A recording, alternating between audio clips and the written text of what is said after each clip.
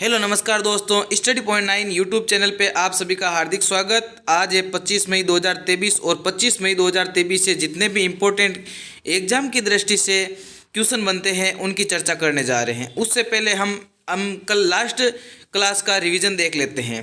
PM Modi को किस देश ने सर्वोच्च सम्मान the great companion of the order of Logohu से नवाजा गया? तो कहाँ का है ये? पापुआ न्यू गिनी का सर्वोच्च सम्मान है the great companion of the order of Logohu, जिसे पीएम मोदी को नवाजा गया। हाल ही में किस भारतीय नेता को फिजी का सर्वोच्च सम्मान companion of the order of Fiji मिला है? तो वो भी मिला है नरेंद्र मोदी जी को। पीएम मोदी ने मई 2023 में दुनिया के किस शहर में महात्मा गांधी की प्रतिमा का अनावरण किया है? तो वो किया है जापान के हिरोशिमा शहर पे। किस पड़ोसी देश ने वर्ष 2025 को विश्व पर्यटक वर्ष घोषित किया है? तो वो किया है नेपाल ने। किसने किया है? नेपाल ने। भारतीय वायुसेना ने किस विमान के पूरे बेड़े को अस्थायी रूप से ग्रांडेड कर दिया है? तो वो किया है MiG-21 को। विश्व कछुआ दिवस 2023 कब मनाया जाता है? तो वो मनाया जाता है 23 मई को। हवाई मार्ग के माध्यम से तीर्थ यात्रा कराने वाला भारत का पहला राज्य कौन सा बन गया है? तो वो बन गया है मध्य प्रदेश। किस एक्सप्रेस पर 100 घंटे में 100 लेन किलोमीटर सड़क बनाने का विश्व रिकॉर्ड बनाया गया है?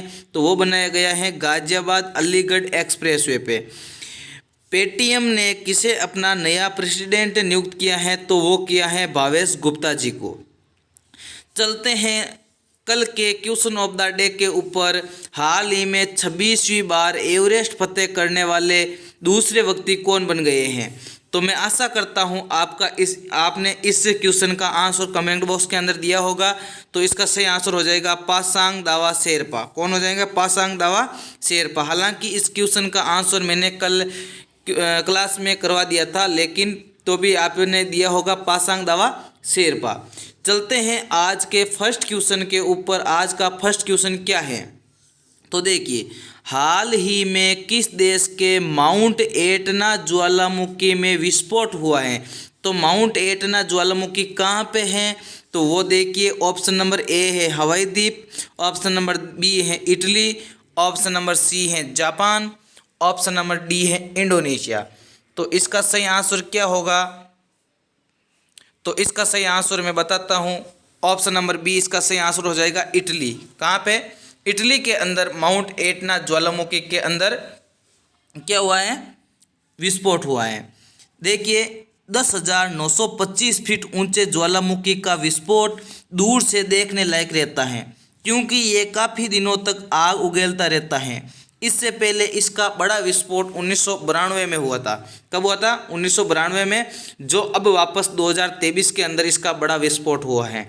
माउंट एटना यूरोप का सबसे ऊंचा, देखिए साथियों, यूरोप महाद्वीप का सबसे ऊंचा और सबसे सक्रिय ज्वालामुखी है। सबसे सक्रिय ज्वालामुखी है। 2 साल पहले 9 अगस्त को भी ये फटा था, लेकिन 1992 में सर्वाधिक बड़ा विस्फोट हुआ था और अभी वापस 2023 के अंदर सबसे बड़ा विस्फोट हुआ था। इटली की बात करें तो देखो, इटली की राजधानी क्या है? तो इटली की राजधानी है रोम। और इटली की मुद्रा की बात करें तो इटली की मुद्रा है यूरो। महाद्वीप यदि मानचित्र के अंदर चले तो ये है इटली, और ये देखो पूरा इटली है, ये इटली है, ठीक है ना, ये इटली है। अब इटली देखो किस किस देश से सीमा लगाता है? तो देखो, इधर लगाता है फ्रांस से। किसे लगाता है? फ्रांस से लगाता है। और देखो ऊपर लगाता है स्विट्जरलैंड से। किसे लगाता है? स्विट्जरलैंड से। और इधर लगाता है ऑस्ट्रिया से। किसे लगाता है? ऑस्ट्रेलिया से, ऑस्ट्रिया से, ऑस्ट्रेलिया नहीं ऑस्ट्रिया से, ठीक है ना। और ये आ गया मेडिटेरियन सी, ठीक है ना, ये इटली की। अब देखो, इटली से कुछ फैक्ट देखते हैं। जैसे इटली की गंगा किस नदी को कहा जाता है? तो इटली की गंगा किस नदी को कहा जाता है? तो वो कहा जाता है पो नदी को। कौन सी नदी को? पो नदी को कहा जाता है इटली की गंगा। और यदि जैसे बात करें तो यूरोप का भारत भी इसे उपाधि दी गई है, क्योंकि जिस प्रकार एशिया महाद्वीप के अंदर भारत कृषि प्रधान देश है, उसी प्रकार यूरोप के अंदर इटली क्या है? कृषि प्रधान देश है। क्या है? कृषि प्रधान देश है। इसलिए इसे यूरोप का भारत कहा जाता है। क्या कहा जाता है? यूरोप का भारत कहा जाता है। यूरोप का भारत कहा जाता है। अब देख लेते हैं, जैसे ऑप्शन के ऊपर चलें, इससे पहले देखो एक इटली जो शीतकालीन ओलंपिक होने वाले हैं कब 2026 के जो शीतकालीन ओलंपिक होने वाले हैं वो भी कहाँ पे आयोजित होंगे, इटली के अंदर आयोजित होंगे। जैसे हवाई द्वीप की बात करें तो हवाई द्वीप के अंदर कौन सी ज्वालामुखी है, तो वो है मोना लोआ। कौन सा ज्वालामुखी है, मोना लोआ ज्वालामुखी कहाँ पे है, हवाई द्वीप के अंदर है। हवाई द्वीप की राजधानी की बात करें तो क्या है, हुलुलु। क्या है, हुलुलु। अब जापान की बात करें तो जापान में कौन सी ज्वालामुखी है, फ्यूजिमा। कौन सी ज्वालामुखी है, फ्यूजिमा जापान के अंदर है। इंडोनेशिया की बात करें तो इंडोनेशिया के अंदर है माउंट मेरापी। कौन सी ज्वालामुखी है, माउंट मेरापी इंडोनेशिया के अंदर है। तो इस क्वेश्चन का आंसर सही क्या हो जाएगा, माउंट एटना ज्वालामुखी कहाँ पे है, तो यह इटली के अंदर है और ये यूरोप की सबसे ऊंचा ज्वालामुखी है। ठीक है ना। चलते हैं नेक्स्ट क्वेश्चन के ऊपर। आज का नेक्स्ट क्वेश्चन है क्वेश्चन नंबर 2। हाल ही में किस कंपनी ने भारत में 4G नेटवर्क लगाने के लिए TCS के साथ समझौता किया है। हालांकि भारत के अंदर 5G भी लॉन्च हो चुका है, लेकिन 4G नेटवर्क लगाने के लिए TCS के साथ किस कंपनी ने समझौता किया है, तो वो किया है BSNL ने। किसने किया है, BSNL ने हाल ही में समझौता किया है। आपसे पूछ लें कि यदि संपूर्ण, देखो भारत के अंदर ऐसा कौन सा राज्य है जिसके अंदर संपूर्ण राज्य के अंदर 5G लॉन्च हो चुका है, तो वो राज्य है गुजरात। कौन सा राज्य है, गुजरात। यदि आपसे बात पूछ ले कि 5G लॉन्च करने वाला संपूर्ण राज्य कौन सा है, तो वो हो जाएगा गुजरात। ट्रायल तो हर राज्य के अंदर चल रहा है, लेकिन लागू किस राज्य में हो गया है, गुजरात के अंदर हो गया है। अब जैसे BSNL की बात करें तो BSNL की स्थापना कब हुई, BSNL की स्थापना हुई थी 2000 के अंदर। कब हुई थी, 2000 के अंदर हुई थी। और इसकी मुख्यालय की बात करें तो वो कहाँ पे है, दिल्ली के अंदर मुख्यालय है। कहाँ पे है, दिल्ली के अंदर इसका मुख्यालय है। अब जैसे देखो ऑप्शन नंबर बी है MTNL। अब देखो BSNL प्लस MTNL इन दोनों का विलय हुआ था 2019 के अंदर। कब हुआ था, 2019 के अंदर इनका विलय भी हो चुका है। और एयरटेल की बात करें तो एयरटेल की स्थापना हुई थी 1996 में। 1996 के अंदर एयरटेल की स्थापना हुई थी। और इसका हेड ऑफिस की बात करें तो ये दिल्ली है। कहाँ पे है, इसका भी हेड ऑफिस कहाँ पे है, दिल्ली के अंदर है। और इसके वर्तमान में यदि CEO की बात करें या हेड की बात करें तो वो है सुनील मित्तल है। कौन है, सुनील मित्तल है। अब जैसे लास्ट ऑप्शन है D VI मतलब वोडाफोन एंड आइडिया। इनका विलय कब हुआ था, इनका विलय हुआ था 2018 के अंदर। कब हुआ था, 2018 के अंदर इसका विलय हुआ था। ठीक है। चलते हैं नेक्स्ट क्वेश्चन के ऊपर। देखो ये अन्य फैक्ट है, जैसे भारत में 4G नेटवर्क को आगे बढ़ाने के लिए BSNL ने tech firm Tata consultancy service जो TCS है, ये TCS है भारत की, आपसे पूछ ले तो भारत की सबसे बड़ी IT कंपनी, भारत की सबसे बड़ी IT कंपनी की बात कर ले तो कौन सी है, वो TCS है। को 15,000 करोड़ का समझौता किया है। और इस समझौते में टाटा समूह की टेलीकॉम की गियर निर्माता कंपनी तेजस नेटवर्क भी शामिल है, जो रेडियो एक्सेस नेटवर्क RAN उपकरण उपलब्ध कराएगी। चलते हैं नेक्स्ट क्वेश्चन के ऊपर। Question number 3। हाल ही में फ्रांस के सर्वोच्च नागरिक सम्मान knight of the legion of honour से किसे सम्मानित किया गया है, तो किसे सम्मानित किया गया है, तो वो किया गया है ऑप्शन नंबर C। इसका सही आंसर हो जाएगा N चंद्रशेखरन। कौन हो जाएंगे, N चंद्रशेखरन। देखिए ये N चंद्रशेखरन है और ये फ्रांस के है जो N चंद्रशेखरन को अवार्ड दिया जा रहा है। कौन सा award, knight of the legend of honour award. ठीक है ना। जैसे अब रतन टाटा की बात करें तो रतन टाटा ने हाल ही में कौन से देश का सर्वोच्च सम्मान जीता है, तो वो जीता है ऑस्ट्रेलिया का। किसका जीता है, ऑस्ट्रेलिया का। और प्रधानमंत्री यदि नरेंद्र मोदी जी की बात करें तो इनका हाल ही में फिजी का सर्वोच्च सम्मान और पापुआ न्यू गिनी का सर्वोच्च सम्मान ये दिया गया है। ठीक है ना। अब देखो यदि इसकी पूरी डिटेल की बात करें तो टाटा समूह के चेयरमैन N चंद्रशेखरन को फ्रांस के सर्वोच्च नागरिक सम्मान knight of the legion of honour से सम्मानित किया गया है। N चंद्रशेखरन को भारत व फ्रांस के बीच व्यापार संबंधों को मजबूत बनाने के लिए ये अवार्ड दिया गया है। फ्रांस की विदेश मंत्री कौन है, कैथरीन कोलोन ने इसे सम्मानित। देखो ये है ना, ये कौन है, कैथरीन कोलोन है, जो फ्रांस की विदेश मंत्री हैं। चलते हैं नेक्स्ट क्वेश्चन के ऊपर। इनसे पहले मैं बता देना चाहता हूं कि यदि आज अभी तक आपने हमारे चैनल को सब्सक्राइब नहीं किया है, यदि चैनल पे नए हैं तो चैनल को सब्सक्राइब ज़रूर कर लें।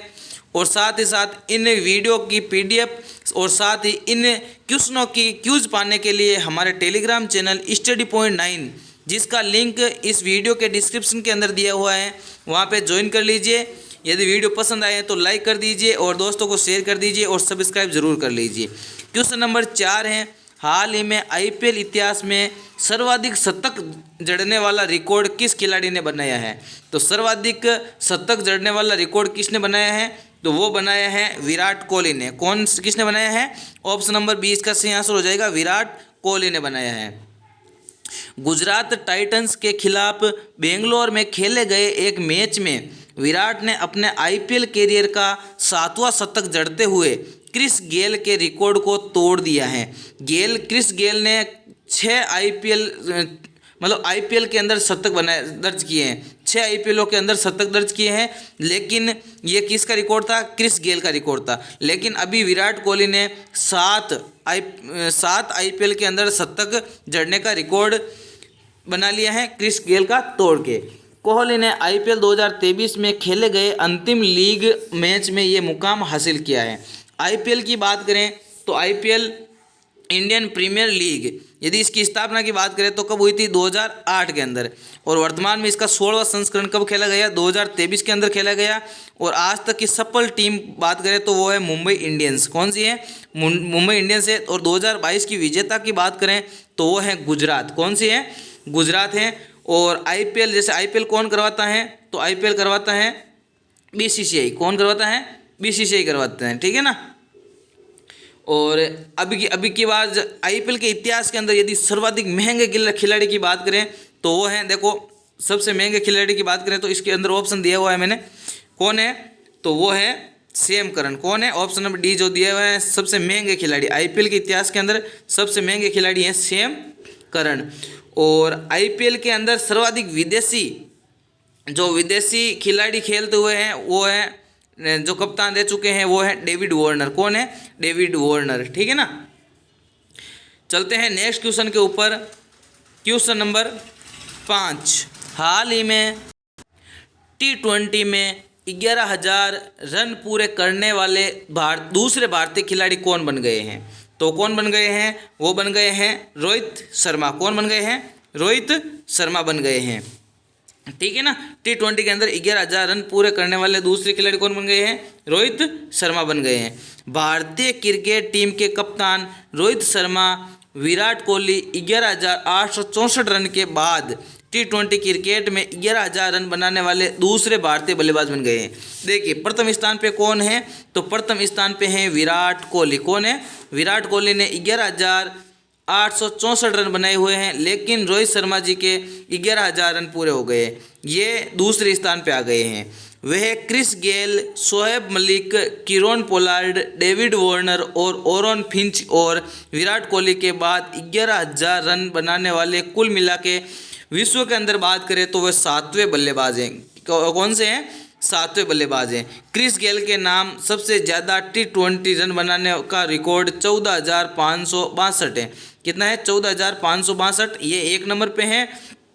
और वहीं 7वें नंबर पे हैं वो हैं हमारे रोहित शर्मा जी। चलते हैं नेक्स्ट क्वेश्चन के ऊपर। क्वेश्चन नंबर 6, हाल ही में रेयाना बरनावी ने किस देश की पहली महिला अंतरिक्ष यात्री बनने का रिकॉर्ड बनाया है? तो आप देख सकते हो यहाँ पे सऊदी अरब की बड़ी उड़ान।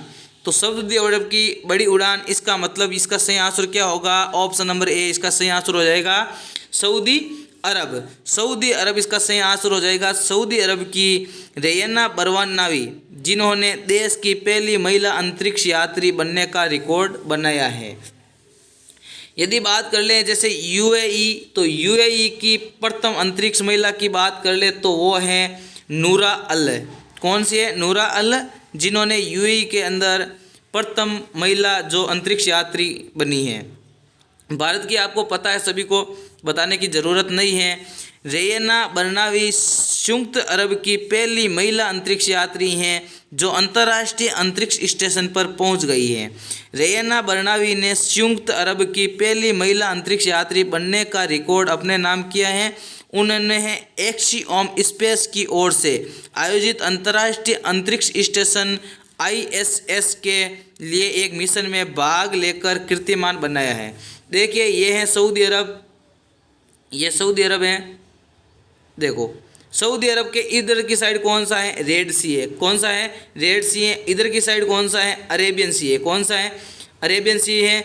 और देखो ये है यहाँ पे पर्शियन गल्फ, पर्शियन की खाड़ी कहाँ पे है, ये यहाँ पे है। देखो ईरान यहाँ पे है और ईरान और सऊदी अरब के बीच कौन सी खाड़ी है, पर्शियन खाड़ी है। गल्फ ऑफ ओमान, देखो ओमान, ये ओमान रहा। और ओमान और ईरान के बीच आपको पूछे तो कौन सी खाड़ी है, वो है गल्फ ऑफ ओमान। कौन सी खाड़ी है, गल्फ ऑफ ओमान। ये रहा, यहाँ पे है सीरिया। कौन सा है, सीरिया। और इजिप्ट जो यमन के नाम से जाना जाता है वो इधर की है, रेड सी के लगा हुआ है, ठीक है ना। और ये यहाँ पे इराक है, इराक की राजधानी बगदाद है।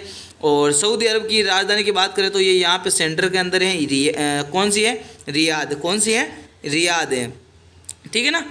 आपको समझ में आ गया होगा मैपिंग। और मैपिंग के माध्यम से मैं आपको कंट्री और कंट्री से लगे हुए देश और उसके आसपास कौन सा सागर है, इस प्रकार से मैं आपको दिमाग के अंदर इमेज बिठाना चाहता हूं। इसलिए मैं मैपिंग के माध्यम से या चित्रों के माध्यम से लेके आता हूं ताकि आपको क्वेश्चन आसानी से याद हो सके, ठीक है ना।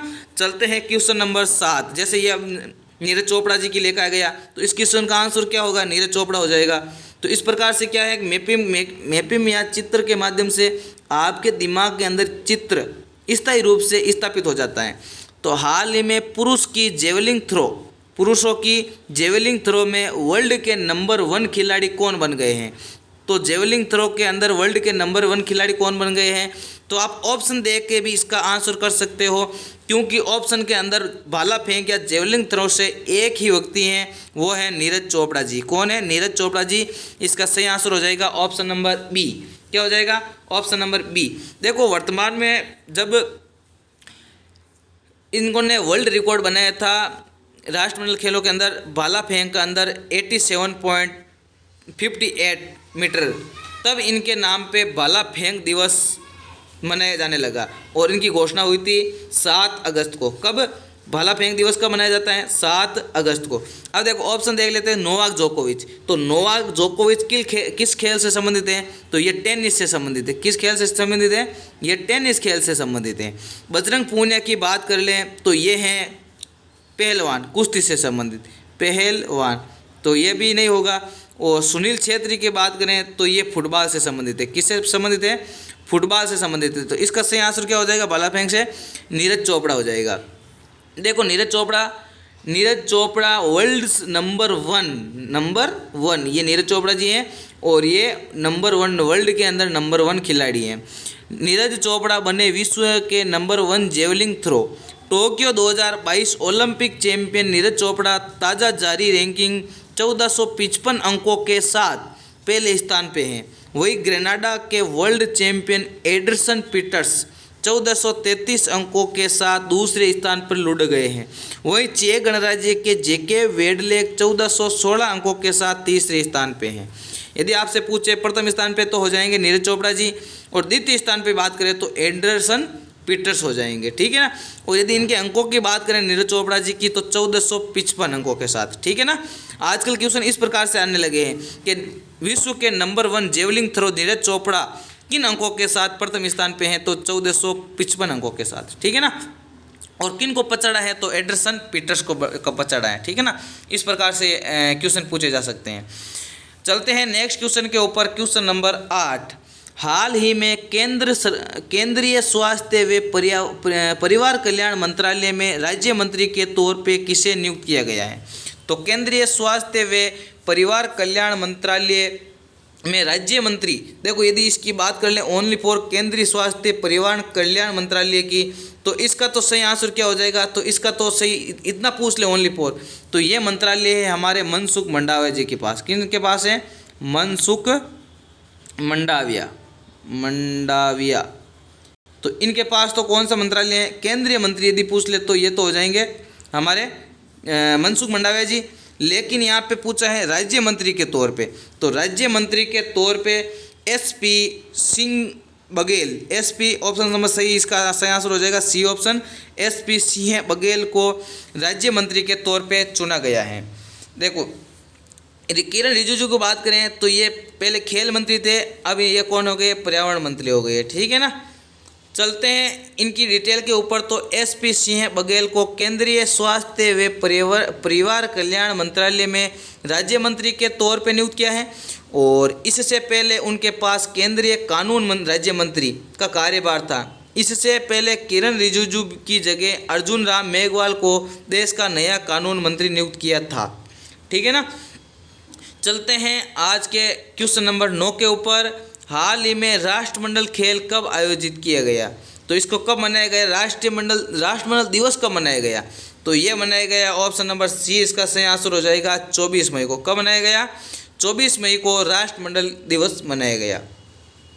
राष्ट्रमंडल खेल दिवस 2023 24 मई को मनाया गया, और हर साल 24 मई को भारत में राष्ट्रमंडल दिवस मनाया जाता है, और यह है अफ्रीका, एशिया, कैरेबियन और अमेरिका, प्रशांत और यूरोप के देशों में मनाया जाता है।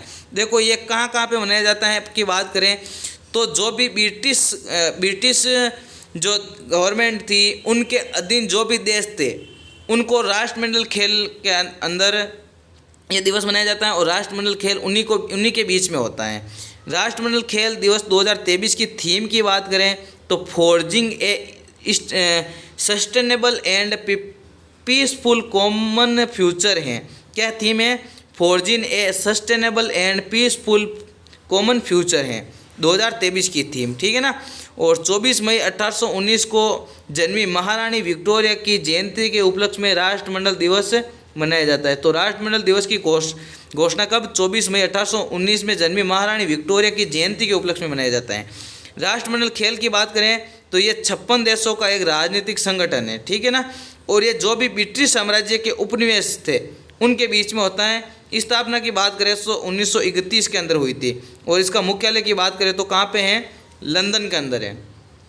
चलते हैं आज के लास्ट क्वेश्चन के ऊपर। हाल ही में किस राज्य में ने मुख्यमंत्री सीखो कमाओ योजना शुरू की है, तो मुख्यमंत्री सीखो कमाओ योजना किस राज्य ने शुरुआत की है, तो वो की है मध्य प्रदेश गवर्नमेंट ने। किसने की है, मध्य प्रदेश सरकार ने इसकी शुरुआत की है। मध्य प्रदेश सरकार ने अभी एक हाल ही में एक और योजना शुरुआत की थी, कौन सी, पर्यटकों के लिए, वृद्धजनों के लिए उड़ान योजना, ठीक है ना। चलते हैं इनके अन्य फैक्ट के बारे में बात करें तो इस प्रदेश के 18 से 29 वर्ष के स्थानीय निवासी युवा पात्र होंगे इसके अंदर, और जिनकी शैक्षणिक योग्यता 12वीं पास होगी, ITI होगी, स्नातक होगी या स्नातकोत्तर कुछ भी हो सकती है, जैसे 12th पास हो, ITI हो, स्नातक हो या ग्रेजुएशन या पोस्ट ग्रेजुएशन, ठीक है ना।